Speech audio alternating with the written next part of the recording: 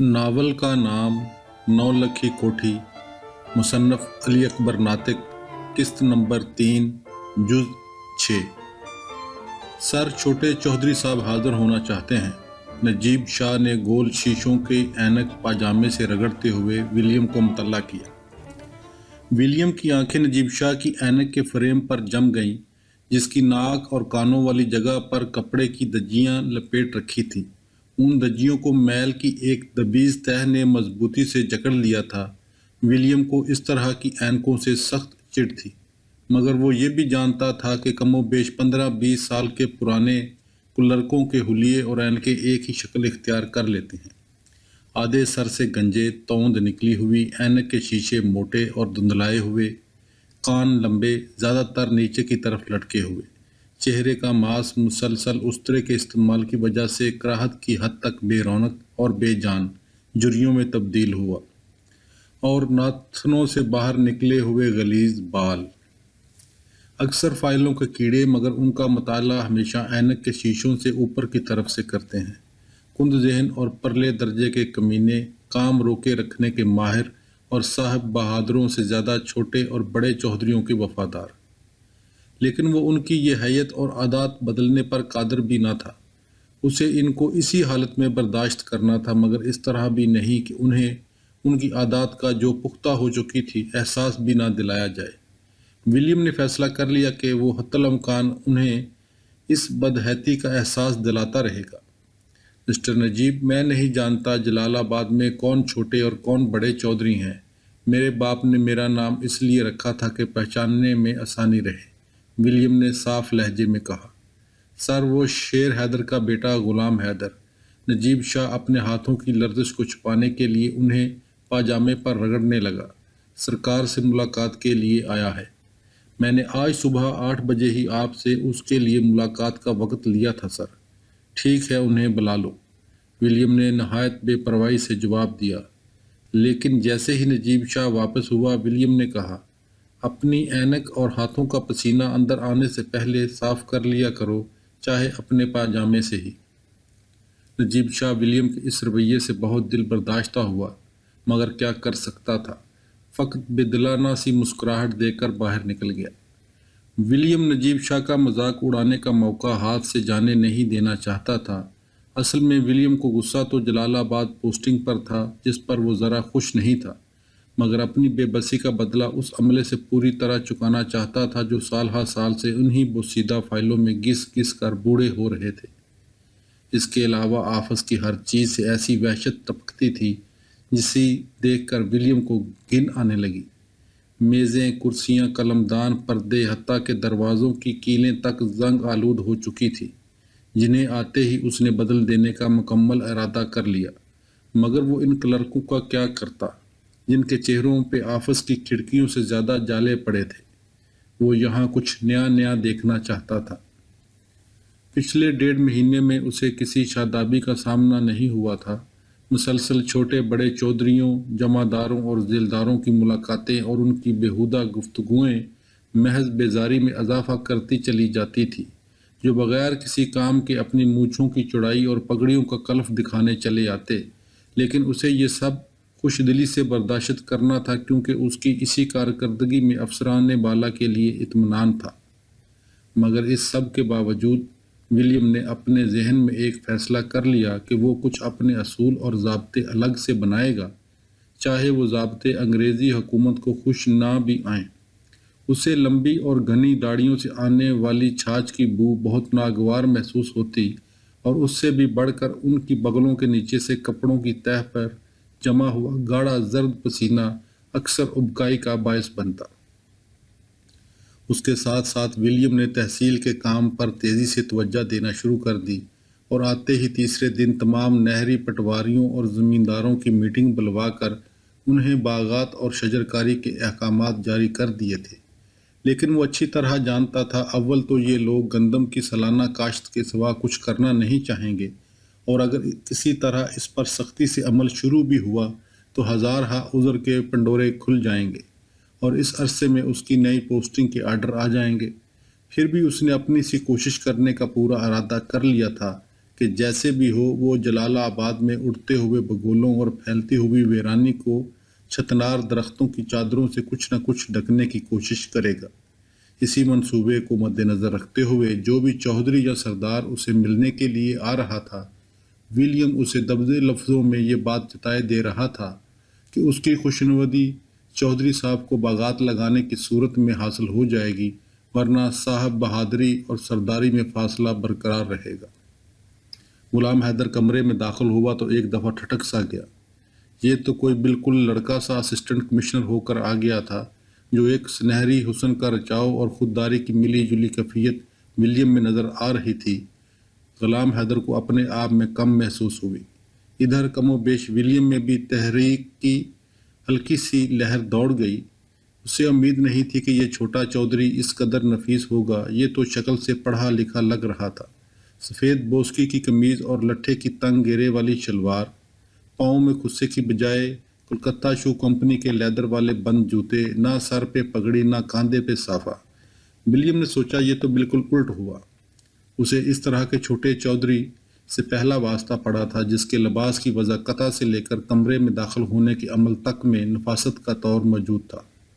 William کو جب اپنے قائم کردہ تصور کے ٹوٹنے کا صدمہ ہوا تو اس نے احتجاجاً غلام حیدر کے ساتھ وہی سلوک کرنے کا فیصلہ کر لیا جو وہ پہلے سوچے بیٹھا تھا۔ اس کا پہلا اظہار اس نے یہ کیا کہ کرسی سے اٹھے بغیر ہی بے دلی سے مسافے کو ہاتھ بڑھا دیا، جسے دیکھ کر غلام حیدر کو تعجب تو ہوا مگر فی الحال وہ اسے نظر انداز کر گیا۔ مسٹر حیدر تشریف رکھیں۔ میز کی دوسری طرف سے ولیم نے سامنے کی کرسی کی طرف اشارہ کیا۔ یہ میز اتنی لمبی اور چوڑی تھی جس کے درمیان میں پڑا گلوب اور میز پر بچھا برطانوی سلطنت کا وسیع و عریض نقشہ اس کی لمبائی چوڑائی میں مزید اضافہ کر رہا تھا۔ اس کی وجہ سے اسسٹنٹ کمشنر اور میز کی دوسری طرف بیٹھے مقامی چودھری کا فاصلہ مزید بڑھتا جاتا تھا۔ شکریہ جناب۔ غلام حیدر نے کرسی پر تسلی سے بیٹھ کر اپنے کرتے کو زانوؤں پر درست کیا۔ سر کیسا لگا آپ کو جلال آباد؟ سنا ہے آپ کو یہاں آئے ابھی تھوڑا عرصہ ہوا ہے۔ مسٹر حیدر مجھے یہاں آئے ایک دن بھی ہوا ہو تو اس سے کیا فرق پڑتا ہے؟ ولیم اسی بے نیازی سے مخاطب ہوا۔ کوئی اپنے گھر میں پہلی دفعہ جا کر بھی گھر سے اجنبی نہیں ہوتا، وہ اس کا مالک ہوتا ہے، نہیں ہوتا؟ چھوڑیے سر، آپ تو غصہ کر بیٹھے۔ غلام حیدر نے اپنے پہلے سوال کی سبکی پر شرمسار ہوتے ہوئے کہا، میں تو آپ سے یہ بات رسمی طور پر پوچھ بیٹھا۔ حیدر، اگر مقابل والا آدمی ہم پایا ہو تو ایسے جملے رسماً پوچھنے میں کوئی حرج نہیں۔ خیر مجھے اپنے فرائض کے سلسلے میں رہنا ہے، اس میں اچھے برے کو دخل نہیں۔ ولیم نے اپنے وقار پر سمجھوتا کیے بغیر جواب دیا۔ نہیں۔ ولیم کے ہم پایا والے جملے سے غلام حیدر کا موڈ بالکل خراب ہو گیا تھا۔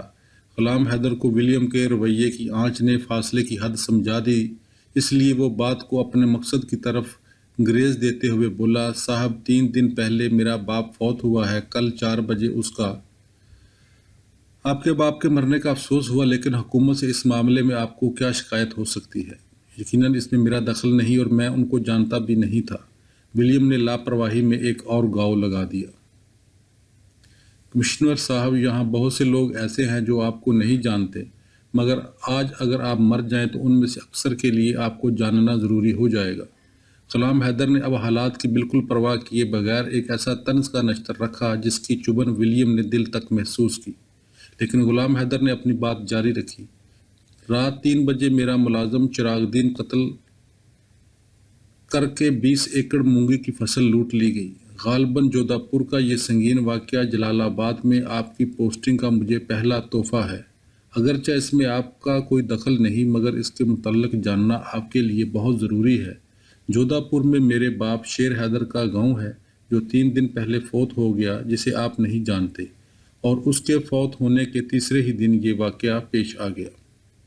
ولیم کو آج صبح یہ اطلاع مل چکی تھی، لیکن نہ جانے کس نیم خوابی میں اس نے یہ اطلاع سنی تھی کہ وہ بھول گیا تھا، حالانکہ اسے اس کے متعلق جلد ہی کچھ ہدایات دینا تھی جو وہ ابھی تک نہ دے سکا تھا۔ اب اسے یاد آیا کہ نجیب شاہ نے غلام حیدر کی ملاقات کا جب ذکر کیا تھا تو اس واقعے کو منسلک کر کے بات کی تھی۔ ولیم نے غلام حیدر کے ساتھ آتے ہی سرد مہری کا رویہ اختیار کیا تو یہ ایک سخت غلطی تھی، مگر کیا کیا جائے، تیر کمان سے نکل چکا تھا۔ اب کسی بھی قسم کی معذرت یا وضاحت حکومت کے وقار کے خلاف تھی، اس لیے ولیم اسی بے نیازی کو اختیار کرنے پر مجبور تھا، حالانکہ دل میں اب وہ پوری طرح معاملے کی نزاکت کو سمجھ چکا تھا۔ مجھے آج صبح اطلاع مل چکی ہے، آپ اس معاملے میں بے فکر ہو جائیں، میں ابھی پولیس کو ضروری احکام جاری کر دوں گا، گورنمنٹ پورا انصاف برتے گی۔ حیدر صاحب، آپ جتنی جلدی ہو سکے FIR درج کروائیں، میں اس کیس کو اپنی نگرانی میں دیکھوں گا، ولیم نے معاملے کو جلدی قابو میں لانے کی کوشش کرتے ہوئے کہا۔ سر، اب میرا اس کمرے میں شاید مزید کام نہیں رہ گیا۔ غلام حیدر نے اٹھ کر اپنی بوسکی کی قمیض کو درست کیا اور مصافہ کو ہاتھ بڑھا دیا۔ ولیم کے لیے غلام حیدر کا یہ رویہ قطعاً غیر یقینی تھا۔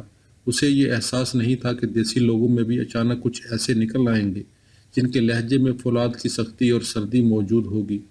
پچھلے 1.5 مہینے تک اسے ایسے کسی شخص کا سامنا نہیں ہوا تھا، اور نہ ہی بچپن میں ایسا واقعہ رونما ہوا جس میں اس نے دیسی لوگوں کی خوشامدانہ عادات کے علاوہ کوئی عادت دیکھی ہو۔ غلام حیدر سے اس سرسری ملاقات کے بعد اسے فوراً ہیلے کی وہ نصیحت یاد آ گئی کہ ان کے سینگوں سے ہمیشہ دور رہنا۔ اسے یہ سوچ کر جھجری سی آ گئی۔ اسی کے ساتھ ولیم نے عارضی طور پر غلام حیدر کے بارے میں یہ تصور بھی کر لیا کہ بہرحال یہ ابھی لڑکا ہے، جیسے جیسے سر پر ذمہ داریاں پڑیں گی اور عمر زیادہ ہوتی جائے گی، ویسے ویسے یہ بھی دوسرے چودھریوں کی طرح ٹھنڈا ہوتا جائے گا۔ انہی خیالات کی رو میں تھا کہ اسے احساس ہوا وہ کمرے میں اکیلا ہے۔ وہ کرسی سے اٹھا اور کمرے میں چہل قدمی کرنے لگا۔ گفتگو انتہائی سخت مہری میں ہوئی تھی، جس کا اثر ولیم پر گہرا ہو رہا تھا، جس کی وجہ سے غلام حیدر کے لیے اس کا احساس ہمدردی جاگنے لگا۔ یہ اس لیے نہیں تھا کہ ولیم غلام حیدر سے ڈر گیا ہو یا کسی طرح کا لالچ شامل ہو، بلکہ اسے ولیم کی شرافت کہہ سکتے ہیں۔ انگریز میں چاپلوسی کو دخل تو ہے، لیکن بات مختصر اور صاف ہو تو انگریز اپنی توہین کو ثانوی حیثیت دینے میں وقت نہیں لیتا۔ یہی اس وقت ہوا تھا۔ غلام حیدر کے جانے کے کچھ دیر بعد ولیم نے نجیب شاہ کو کمرے میں طلب کر لیا۔ اس بار وہ اینک کی صفائی کا کوئی ارادہ نہیں رکھتا تھا، اور ولیم کو یہ بات اچھی لگی۔ وہ پچھلی سرزنش کو جلد بھول جانے کا عادی نہیں تھا۔ یہی بات نجیب شاہ اور ولیم دونوں کے لیے بہتر تھی۔ نجیب شاہ نوٹ بک اور قلم لے کر میز کے دائیں پہلو کھڑا ہو گیا۔ ایسے محسوس ہو رہا تھا ولیم اسے کمرے میں بلا کر جان بوجھ کر نظر انداز کر رہا ہے۔ اس دوران اس نے اپنے 30 فٹ لمبے اور 20 فٹ کھلے کمرے میں شرقاً غرباً 5 چکر لگا لیے۔ بالآخر اسی رفتار میں چلتے ہوئے بولا، نجیب شاہ، مجھے غلام حیدر کے بارے میں کل تک رپورٹ مل جائے۔ اس کے علاوہ علاقے کے تھانے دار کو جلدی بلواؤ۔ DSP صاحب میرا خیال ہے چھٹی پر ہے۔ اس کی غیر حاضری میں یہ معاملہ بگڑ نہ جائے۔ میں اس معاملے میں دیر نہیں چاہتا۔ نجیب شاہ پر جو کچھ ولیم کا دبدبہ قائم ہو چکا تھا، اس کے پیش نظر یہ قطعی تھا کہ اس سلسلے میں کوتاہی نہیں کرے گا۔ جز نمبر 7۔ بگیاں جو ہی جودھا پور پہنچی، بڑوں چھوٹوں کی ٹولیاں بند بند کر اکٹھے ہونے لگیں۔ یہ گاؤں بمشکل 300 افراد کی آبادی پر مشتمل تھا، جو غلام حیدر کی ماں کو اپنے باپ کی وراثت میں ملا تھا۔ 10-20 گھروں کو چھوڑ کر باقی آبادی غلام حیدر کی رعایا تھی۔ کہنے کو تو یہ گاؤں تھا، مگر اصل میں ساری آبادی چھوٹے موٹے کچے گھروں کا جم گٹا سا تھی۔ لوگوں کی معاشی حالت ایسی نہیں تھی کہ وہ مکمل اور آزادانہ زندگی گزار سکتے اور عمدہ مکان بنا لیتے، مگر یہ ضرور تھا کہ سارا گاؤں 2 وقت کی روٹی آسانی سے کھا سکتا تھا۔ جتنے لوگ یہاں رہتے تھے، سب کو شیر حیدر نے اپنا رقبہ برابر بانٹ رکھا تھا، جسے وہ کاشت کرتے اور مالکانہ کا تیسرا حصہ شیر حیدر کو پہنچا دیتے۔ کسی کو مجبوری پڑ جاتی اور وہ نہ دے سکتا تو شیر حیدر زیادہ سختی نہ کرتا، مگر ایسا بھی نہیں تھا کہ ہر ایک اپنی مرضی کرے۔ منشی پورا حساب رکھتا تھا، جس کے سامنے کوئی 2 نمبری کرنے کی سوچ بھی نہیں سکتا تھا۔ گاؤں کی گلیاں بہت تنگ تھی، جو کچی ہونے کے ساتھ ساتھ کہیں کھائی اور کہیں سے ٹیلے کی طرح تھی۔ ویسے بھی گلیوں کی کوئی خاص ترتیب نہیں تھی، ادھر ادھر مڑتی ہوئی بھول بھلیوں کسی شکل اختیار کر لیتی۔ بارش کے وقت جن میں گزرنا ایک ناممکن سا عمل ہوتا۔ البتہ ہر گھر میں ایک آدھ درخت ضرور تھا، جن میں زیادہ تعداد لسوڑوں کی تھی۔ گلیاں اتنی تنگ تھی کہ ان میں کسی درخت کا ہونا مشکل تھا۔ البتہ پورا گاؤں ٹہلیوں کے جنگل کے درمیان گرا تھا۔ جن کے نیچے گاؤں والے مال مویشی اور بھیڑ بکریاں باندھ لیتے۔ اکا دکے گدھے بھی نہ تھے، ان پر چارہ لادا جاتا۔ گاؤں کی واحد سہولت وہاں کی چھوٹی سی مسجد تھی جہاں بچوں کو قاعدہ سپارہ پڑھا دیا جاتا۔ اس کے علاوہ نہ کوئی مدرسہ، نہ اسکول اور نہ ماسٹر تھا۔ تھانے کچہری میں آج تک انہیں نہ کام پڑا تھا نہ وہ گئے۔ اگر چھوٹا موٹا جھگڑا ہو بھی جاتا تو اس کا فیصلہ شیر حیدر کر دیا کرتا کہ سب کو اس کا منظور کرنا لازمی ٹھہر جاتا۔ مگر اس بار چراغ دین کے قتل اور 20 ایکڑ مونگی کی فصل کی بربادی نے پورے گاؤں کو ہراساں کر دیا تھا۔ ہر طرف ایک خاموشی طاری تھی۔ شیر حیدر زندہ نہیں تھا اور غلام حیدر سے یہ لوگ کچھ زیادہ واقف نہیں تھے، چنانچہ اپنے آپ کو تنہا اور لاوارث سا محسوس کرنے لگے۔ چراغ دین کے قتل کو آج چوتھا دن تھا۔ تھانے دار موقع واردات اور باقی تفصیلات کا جائزہ لے کر اسی دن چلا گیا تھا۔ کچھ لوگوں نے بیانات بھی دے دیے تھے، لیکن ابھی تک کسی کو تسلی نہیں تھی کہ اس ظلم کا کوئی جواب دیا جا سکے گا۔ لوگ اس لیے بھی ڈرے ہوئے تھے کہ سب کو سودا سنگھ کی طاقت اور بدماشی کا علم تھا۔ اب ہر ایک نے غلام حیدر کو وہاں آئے دیکھا تو ان کی جان میں ایک قسم کا دم آیا کہ وہ کسی اپنے کے پاس کھڑے ہیں۔ خاص کر جب لوگوں نے غلام حیدر کے کاندھے پر لٹکتی رائفل کو دیکھا تو انہیں بہت ہی حوصلہ ہوا، کیونکہ ابھی تک دور دور کسی سردار کے پاس رائفل نہیں تھی۔ غلام حیدر کے ساتھ چھویوں اور برچھیوں سے لیس جوان بھی روب اور دبدبے میں کم نہیں تھے، مگر رائفل کی اپنی ہی شان تھی۔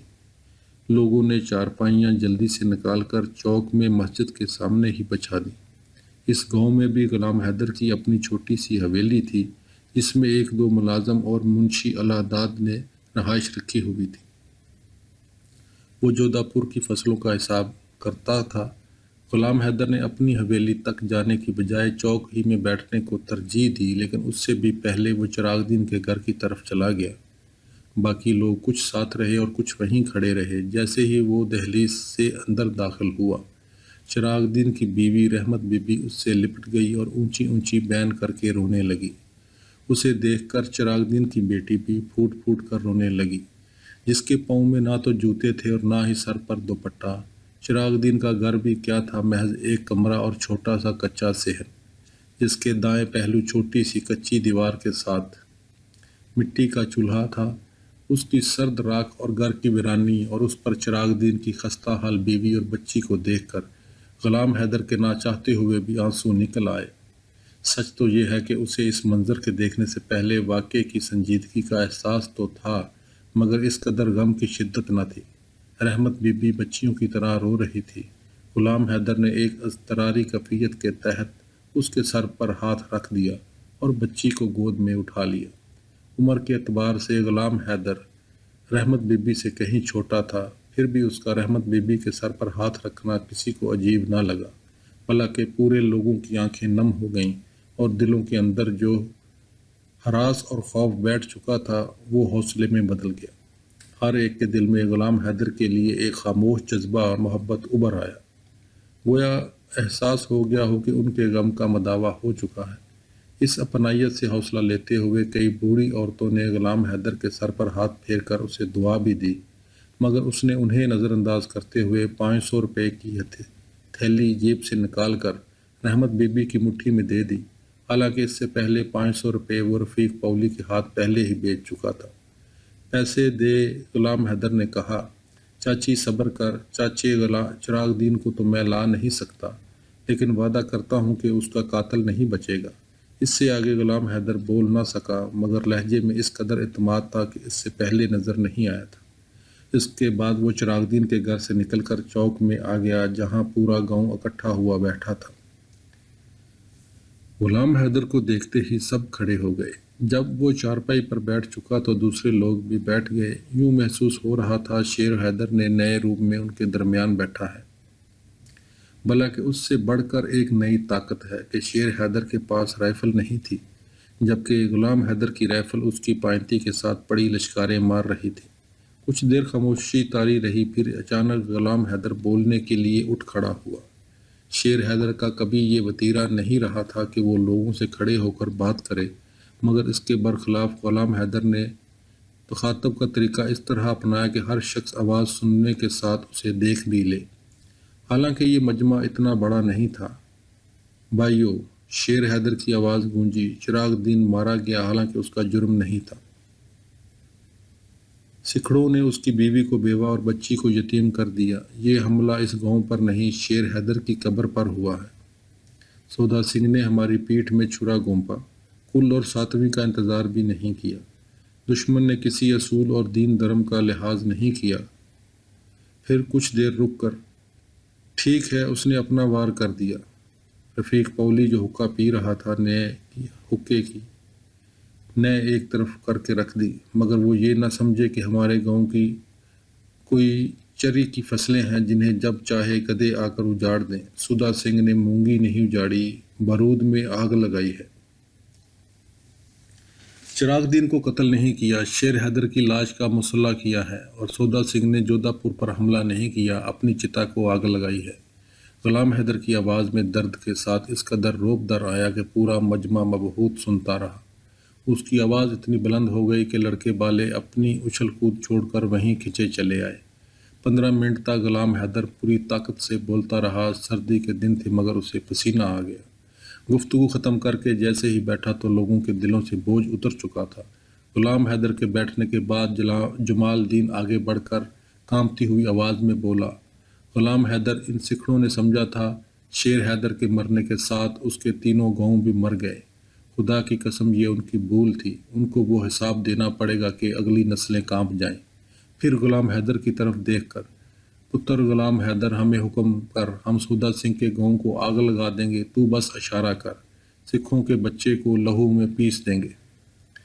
رفیق پولی نے جمال کے کندھے پر ہاتھ رکھ کر کہا، بابا تسلی رکھ، حکم تو اب آپ نے کرنا ہے اور عمل ہم کریں گے۔